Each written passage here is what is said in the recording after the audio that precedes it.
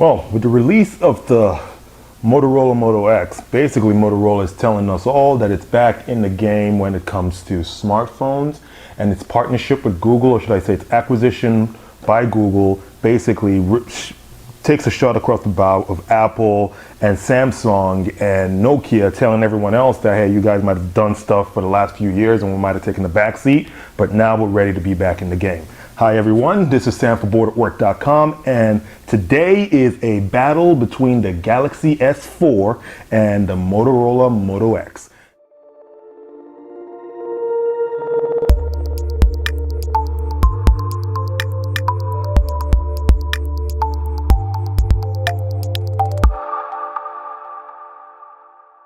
Now, going straight forward to the devices themselves, let's just take a look at exactly the physical attributes of the devices. Each of these devices basically comes with a really great design. You can see the curved texture on the Moto X, and pretty straightforward, straight lines on the Galaxy S4. Now, right off the bat, first battle was just going to be ergonomics. Now, it's easy to put both of these devices in your pockets. However, I'll give the Moto X a win on this one because the Moto X's curved design basically allows it to fit into the pocket a lot more. And I found myself, although this is thicker at its thicker point than the Galaxy S4, it turns out that while you put this in your pocket, the curve kind of gives it a natural look in your pocket. You don't look as though you're carrying, basically a halfway phablet in your pocket. So the Galaxy S4 loses out on that. So when it comes to ergonomics, I'll give the Moto X a definite win on that one.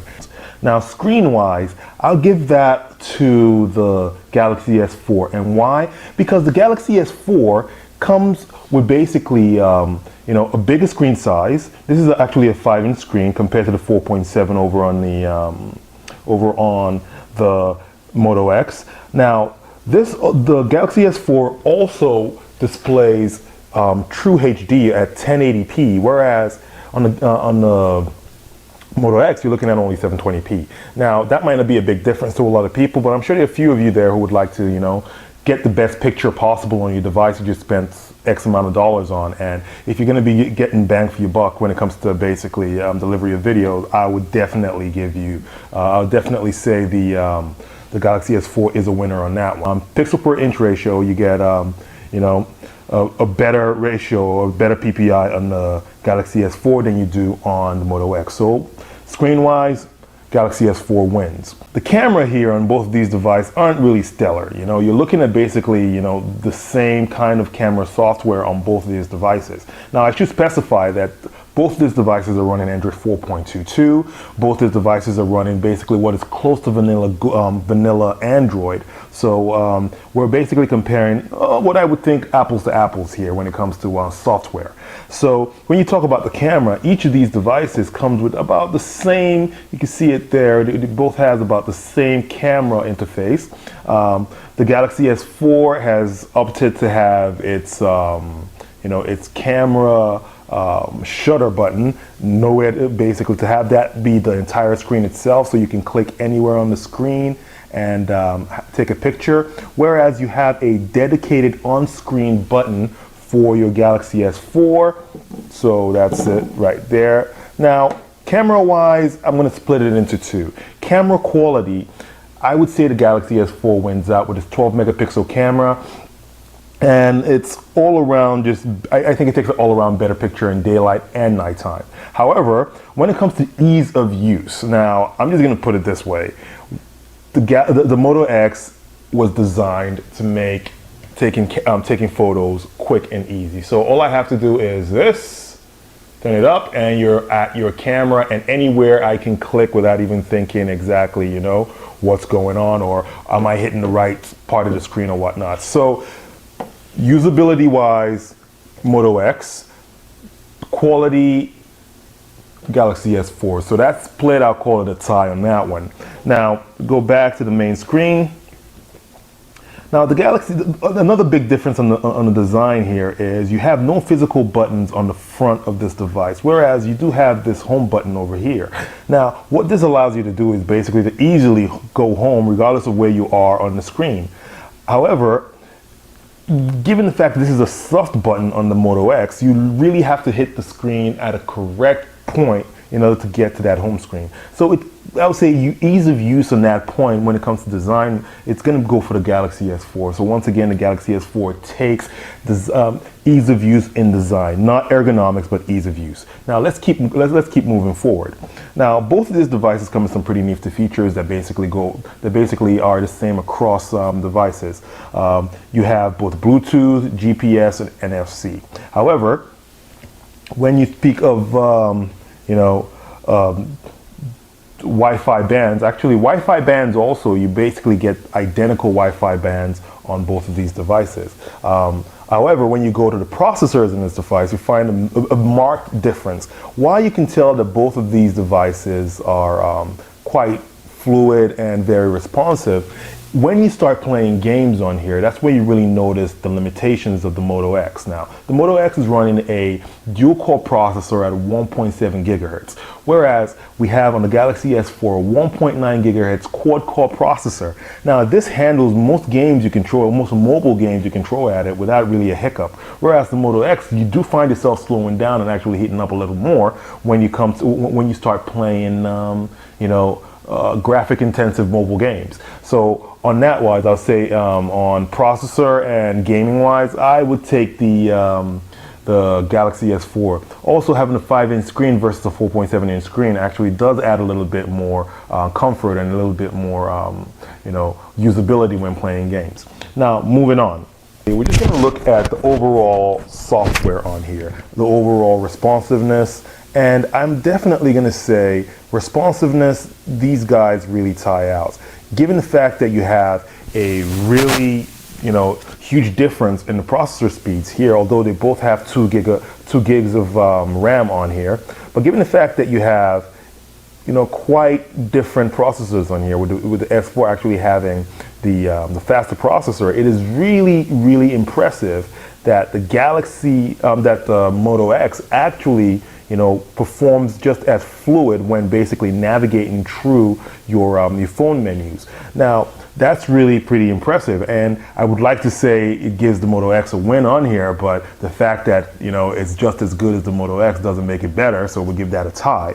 Now, we're going to go ahead and just move forward and talk a little bit about just overall added features on each phone. Now, given that this is more of the vanilla Google OS on here, or should I say the vanilla Android OS on here, we don't have a lot of the touch-free features here. However, what has happened is we do have on the Moto X, we do have the OK Google Now feature on there. As you can see, you say OK Google Now from anywhere around 10 feet, and you can say, show me the shortest distance to the nearest, oh, there we go. And it says features on the, okay, it just kept on reading it. Well, as you can see, it has a dedicated processor for Google Now, or should I say for Google voice recognition. And by saying, okay, Google Now, oh, that didn't work that time, so I'll try that again. Okay, Google Now. That didn't work that time, so I'll try it again. Okay, Google Now. That didn't work again. So as you can tell, it's more of a feature that isn't quite fully baked. That's also something you find in the Galaxy S4's regular version, which has a lot of hand gestures that don't quite work as well as you'd expect them to. So it's a little gimmicky at this point. Also, I found that using the audio recognition on, having an always on, I should specify this, having an always on audio recognition on the Moto X does leave just basically create some very interesting situations. I found myself listening to music while having the phone on, or while having the phone in my pocket or within audio range of the music, and it actually activated the Google Now. And there was actually an occasion where it translated whatever the music was saying as calling a professional contact, which would have been really, really bad if that had actually gone through. So that could be, a little bit of a problem with that always on audio feature. But that is a feature that is on the Moto X that is not currently available on the Galaxy S4. However, the Galaxy S4 trumps the Moto X in another way, which is it has a dedicated IR blaster. Now, we've all been in a situation where we can't find our remotes, so we can't find our phones most of the time, so you pick up your phone and you basically shut off the TV, change channels with the phone. That's a pretty big benefit on the Galaxy S4 part. So when it comes to weighing those features, I would say, I'll give that to the Galaxy S4. Although it has a lot of gimmicky features, the features that do work, or the features that, there are a significant amount of features, I should say, that actually work quite well and actually add value to your Galaxy S4 purchase. However, the Moto X, with its always on Google Now, or Google Voice Command, tends to be a little bit of a problem. And that being its biggest feature, it turns out that, the biggest feature touted for the phone is actually quite half-baked. So I think that's a loss for the Galaxy, for the Moto X. So the Galaxy S4 wins that round. All in all, you do have two amazing phones here. One of them being a middle-of-the-road phone. So in a way, it's not the best comparison to take a middle-of-the-road phone like the Moto X against basically a flagship phone like the Galaxy S4. However, this, as it stands, is a flagship phone for Motorola, and it's a little bit of a disappointment, I would say, that Motorola hasn't done a lot more with its Google, or with the Google, with its recent relationship with Google, being that Google bought over Motorola Mobility. I would expect a better integration of, of the Google Now features, of Google Calendar into the phone, something that is markedly lacking on the Moto X. However, on the Galaxy S4, we don't have that expectation of having it work, amazingly with the Google, with the Google Android OS. Now, but what it does do is basically, given the fact that Samsung has been a leader in the Android smartphone sector for the last few years, it has taken a lot of the lessons learned over the last few years and integrated it into an amazing device that tends to be quite easy to use, and also very, quite easy to use and also very fluid when you think about, the fact that it's not a Google-owned company, but it does do a great job with the with the Android operating system. So all in all, this is a win for the Galaxy S4. However, it should be mentioned that although the Moto X did lose on this round, we should say that this is the first device